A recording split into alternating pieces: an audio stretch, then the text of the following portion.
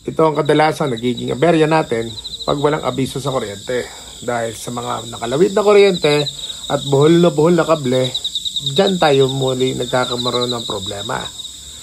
Kaya samahan nyo ako bukas ng umaga, pagising ko, maglalakbay tayo.